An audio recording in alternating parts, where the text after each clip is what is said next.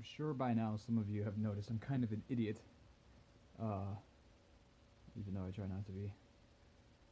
That microphone that I bought that I intended on using for this recording, it needs a TRRS cable, and they have 3 rings, and this has 2. So this will not work with my phone till I get that patch cable. So we're gonna be a little bit more old school for just a little bit longer. And here we go into chapter 3. Have you guys been enjoying the series so far? I have been enjoying reading it.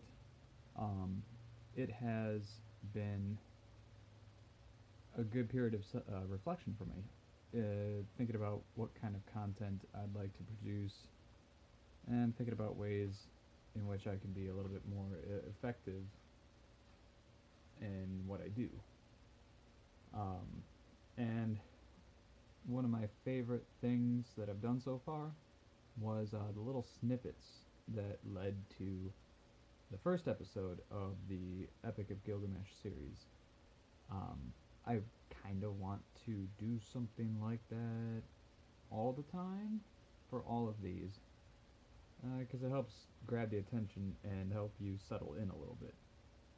But I don't always feel up to it, and that isn't anything to do with me not wanting to do it. I mean, it does, but like on a different wavelength, I suppose, because I don't have a way to really edit right now until I get a rig. I'm very limited to UCut on my phone here, and my phone renders better than the laptop that I have right now. And I was told if I keep trying to render on the laptop, it'll burn out and not be any kind of useful. So, without further ado, Chapter 3, Ishtar and Gilgamesh and the Death of Enkidu. Just no spoilers. Right in the chapter title. Gilgamesh washed out his long locks and cleaned his weapons. He flung back his hair from his shoulders. He threw off his stained clothes and changed them for new. Oddly descriptive for what has been a very vague poem most times. He put on his royal robes and made them fast. When Gilgamesh had put on the crown, glorious Ishtar lifted her eyes. Seeing the beauty of Gilgamesh, she said, oh yeah, what was her voice? Come to me, Gilgamesh, and be my bridegroom. Grant me seed of your body, let me be your bride, and you shall be my husband. I will harness for you a chariot of lapis lazuli and of gold, with wheels of gold and horns of copper, and you shall have mighty demons of the storm for draft mules. When you enter our house in the fragrance of cedarwood, threshold and throne will kiss your feet. Kings, rulers, and princes will bow down before you. They shall bring you tribute from the mountains and the plain. Your ewes shall drop twins, and your goats triplets. Your pack-ass shall outrun mules. Your oxen shall have no rivals, and your chariot horses shall be famous far off for their swiftness. Gilgamesh opened his mouth and answered glorious Ishtar. If I take you in marriage, what gifts can I give in return? What ointments and clothing for your body? I would gladly give you bread and all sorts of food fit for a god. I would give you wine to drink for a queen. I would pour out barley to stuff your granary. But as for making you my wife, that I will not. How would it go with me? Your lovers have found you like a brazier, which smolders in the cold, a back door which keeps out neither squall nor wind nor storm, a castle which crushes the garrison, pitches that blacken the bearer, and a waterskin that chafes the carrier. A stone which falls from the parapet, a battering ram turned back from the enemy, a sandal that trips the wearer. Boy, speaking of trips, if I could speak, that'd be great. Which of your lovers did you ever love forever? What shepherd of yours has pleased? My goodness. Maybe I should try some tongue exercises before I get started on these. What shepherd of yours has pleased you for all time? Listen to me while I tell you the tale of your lovers. There was Tammuz, the lover of your youth. For him you decreed wailing year after year. You loved the many-colored roller, but still you struck and broke his wing. Now in the grove he sits and cries, Copy, copy, my wing, my wing. You have loved the lion, tremendous in strength. 7 pits you dug for him, and 7. You have loved the stallion, the magnificent in battle, and for him you decreed whip and spur and a thong, to gallop 7 leagues by force, and to muddy the water before he drinks, and for his mother soliloquy lamentations. You have loved the shepherd of the flock. He made meal cake for you day after day. He killed kids for your sake. You struck and turned him into a wolf. Now his own herd boys chase him away. His own hounds worry his flanks. And did you not love Ishulanu, the gardener of your father's palm grove? He brought you baskets filled with dates, without end. Every day he loaded your table. Then you turned your eyes on him and said, Dearest Ishulanu, come here to me. Let us enjoy your manhood. Come forward and take me. I am yours. Ishulanu answered, What are you asking from me? My mother has baked, and I have eaten. Why should I come to such as you for food that is tainted and rotten? For when was a screen of rushes sufficient protection from frosts? But when you had heard his answer, you struck him. He was changed to a blind mole deep in the earth, one whose desire is always beyond his reach. And if you and I should be lovers, should I not be served in the same fashion as all these others whom you loved once? When Ishtar heard this, she fell into a bitter rage. She went up into high heaven. Her tears poured down in front of her father Anu, and Antum, her mother, said, My father Gilgamesh has heaped... Well, let's do the voice. My father Gilgamesh has heaped insults on me. He has told me over all my abominable behavior, my foul and hideous acts.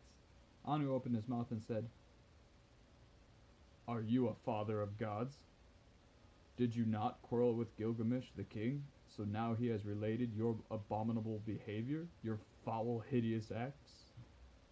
Ishtar opened her mouth and said, My father, please give me the bowl of heaven to destroy Gilgamesh. Kill Gilgamesh, I say, with arrogance to his destruction. But if you refuse to give me the bowl of heaven, I will break into the doors of hell and smash the bolts. There will be confusion of people, those above with those from the lower depths. I shall bring up the dead to eat food like the living, and the hosts of the dead will outnumber the living. Anu said to great Ishtar, If I do what you desire, there will be 7 years of drought throughout Uruk, when corn will be seedless husks. Have you saved grain enough for the people and grass for the cattle? Ishtar replied, I have saved grain for the people, grass for the cattle. For 7 years of seedless husks there is grain enough and grass enough.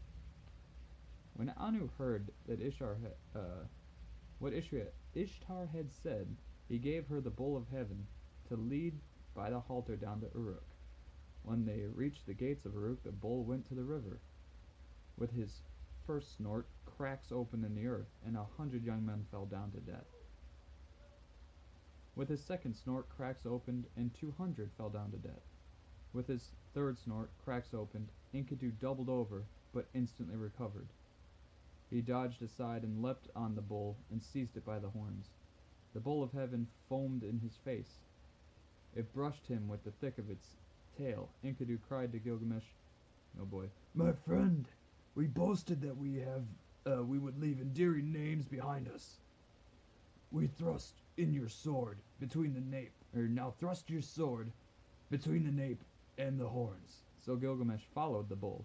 He seized the thick of its tail. He thrust the sword between the nape and the horns and slew the bull. When they had killed the bull of heaven, they cut out its heart and gave it to Shamash, and the brothers rested. But Ishtar rose up, mounted the great wall of Uruk. She sprang onto the tower and uttered a curse. Woe to Gilgamesh, for he has scorned me in killing the bull of heaven.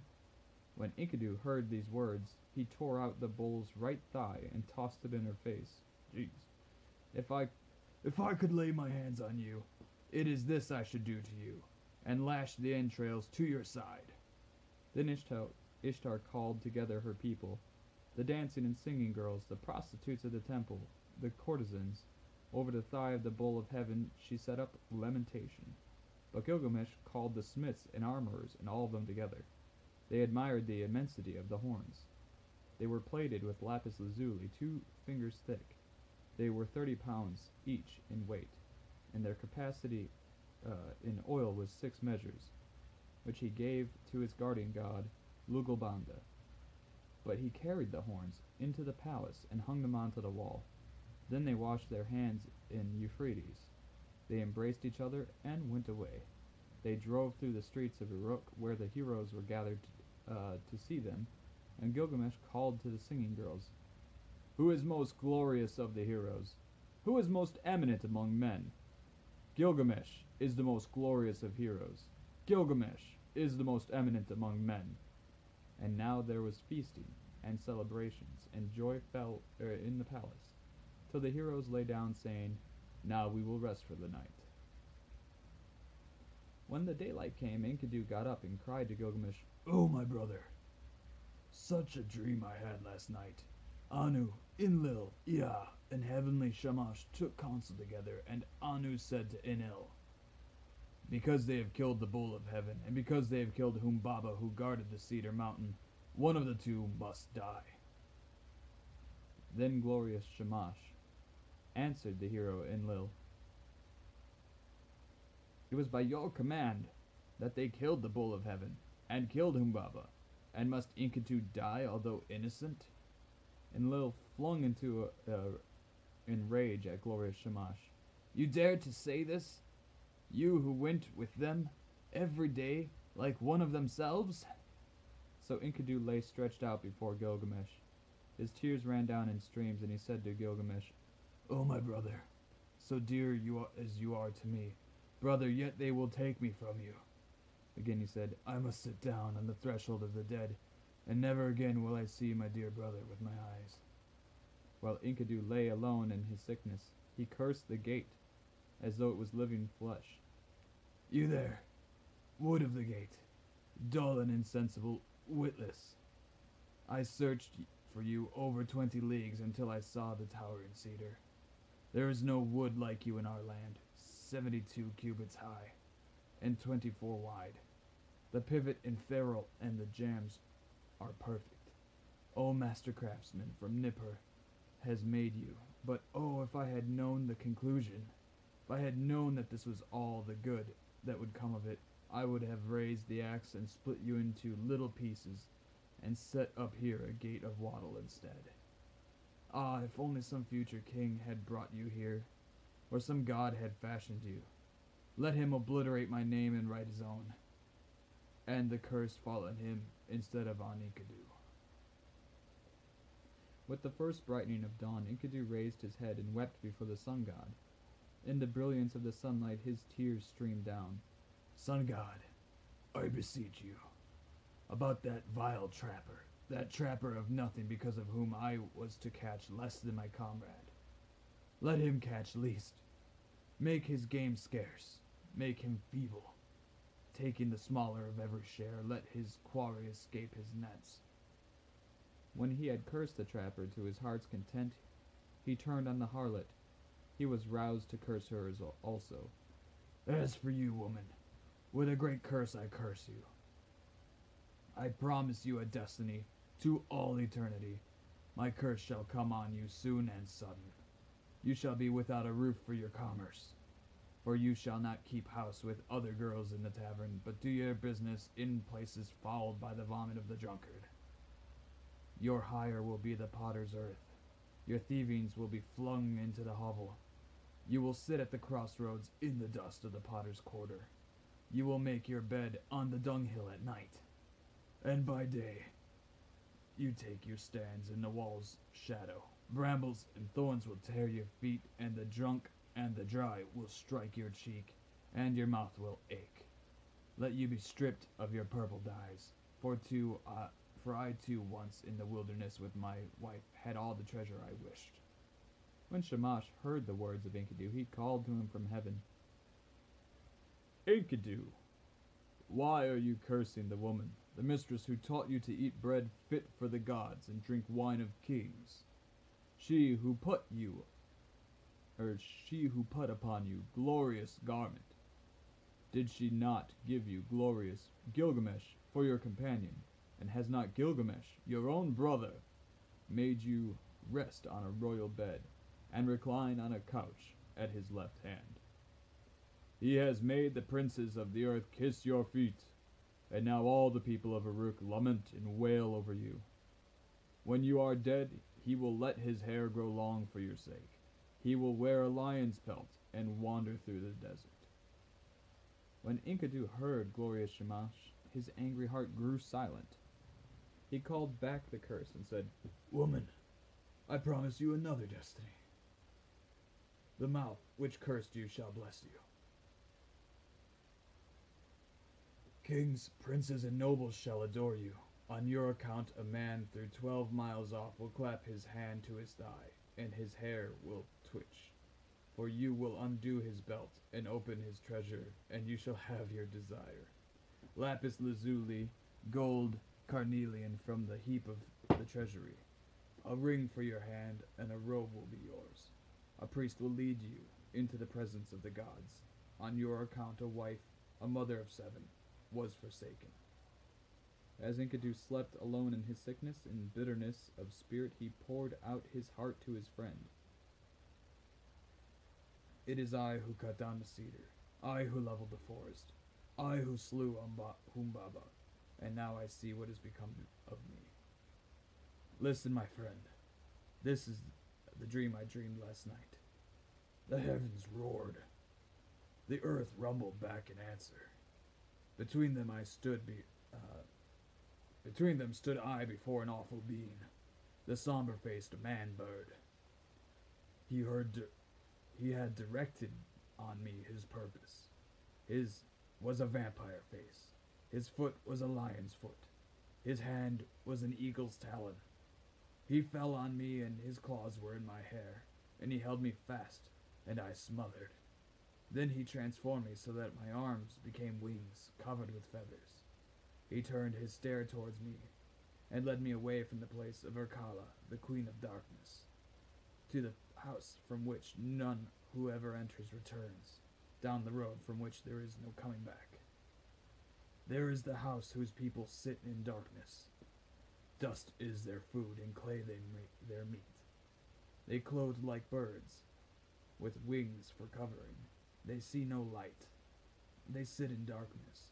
I entered the house of dust, and I saw the kings of the earth, their crowns put away forever. Rulers and princes, all those who were kingly crowns, and ruled the world in the days of old. They who had stood in the place like the gods of Anu and Enlil, stood now like servants fetched baked meats in the house of dust, to carry cooked meat and cold water from the waterskin. In the house of dust, which I entered, were the high priests and acolytes, priests of incantation and of ecstasy. There were servants of the temple, and there was Etana, that king of Kish, whom the eagle carried to heaven in the days of old. I saw also Samarkand, god of cattle, and there was Ereshkigal, the queen of the underworld, and Bilet Sheri squatted in front of her. She who is recorder of the gods and keeps the book of death. She held a tablet from which she read. She raised her head. She saw me and spoke. Who is this? Who has brought this one here? Then I awoke, like a man drained of blood, who wanders alone in the waste of rushes, like one whom the bailiff has seized, and his heart pounds with terror. Gilgamesh peeled off his clothes. He listened to his words and wept quick tears. Gilgamesh listened and his tears flowed. He opened his mouth to speak to Enkidu.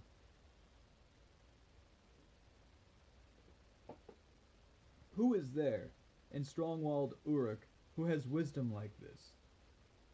Strange things have been spoken. Why does your heart speak strangely? The dream was marvelous, but the terror was great. We must treasure the dream, whatever the terror. For the dream has shown that misery comes at last to the healthy man. The end of life is sorrow. And Gilgamesh lamented, Now I will pray to the gods, for my friend had an ominous dream.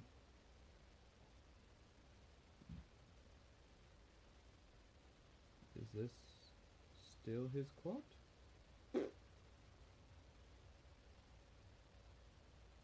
It might be a typo, because it looks like we're trying to continue, but it doesn't look like it's his words. This day on which Enkidu dreamed came to an end, and Belay stricken with sickness. One whole day on his bed, and his suffering increased. He said to Gilgamesh, the friend on whose account he had left the wilderness, Once I ran for you, for the water of life, and now I have nothing. A second day he lay on his bed, and Gilgamesh watched over him, but the sickness increased. A third day he lay on his bed. He called out to Gilgamesh, rousing him up. Now he was weak, and his eyes were blind with weeping. 10 days he lay, and his suffering increased. 11 and 12 days he lay on his bed of pain. Then he called out to Gilgamesh, My friend, the great god has cursed me, and I must die in shame. I shall not die like a man fallen in battle. I feared to fall, but happy is the man who falls in battle, for I must die in shame.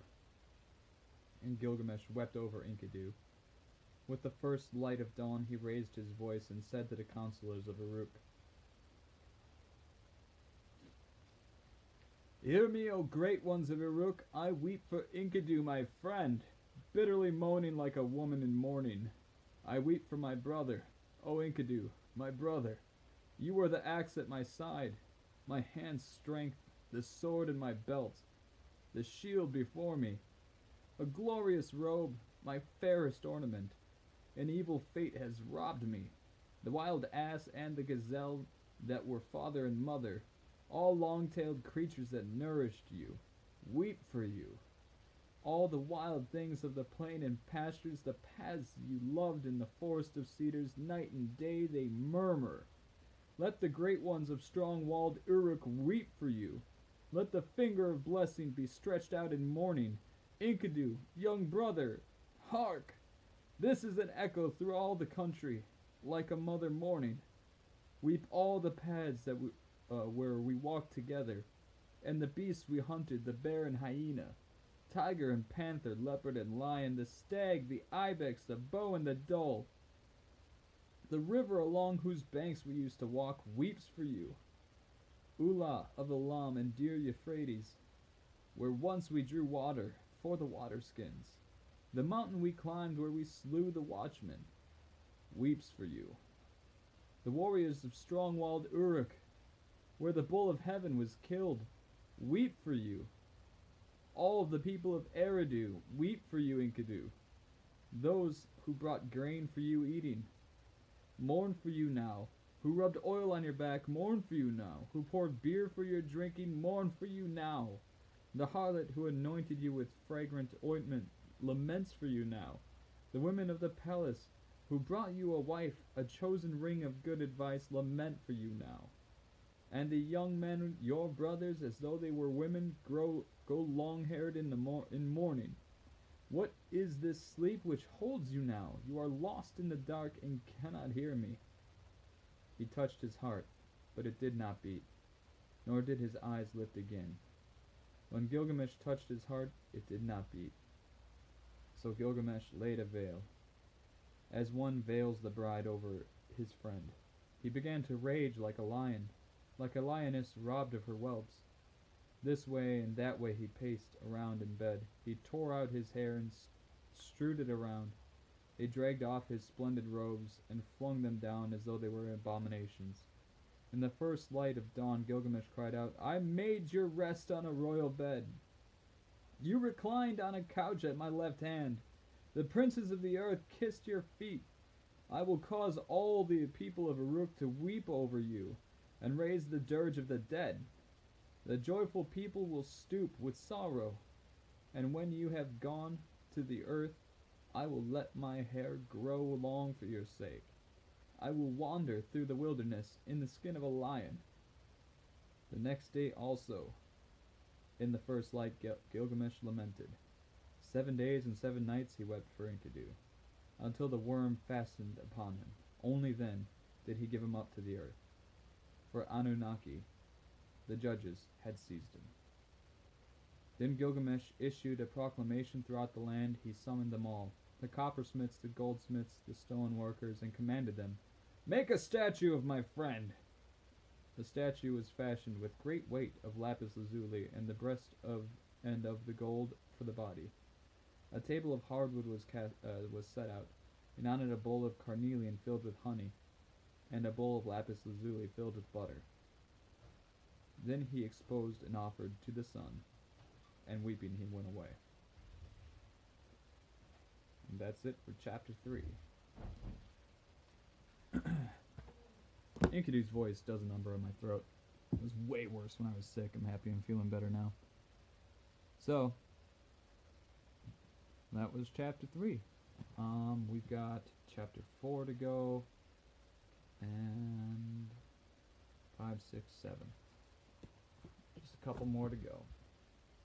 So, I hope you guys are enjoying this. I hope you muddled through this one, because I just could not seem to stop stuttering or fumbling over my words. As always, if you guys like this, feel free to comment below. If you liked, I suppose I should have called this one out when I did it the first time. But if you liked episode 1, how I did the sporadic little intro, and you wanted to see more like that, make your voice heard. I'm definitely listening, and I think that's the way I want to move forward in the future anyways, so we're probably going to see more of it regardless, but I'd like to hear what you guys think. Anyways, I look forward to seeing you guys in the next video. Bye.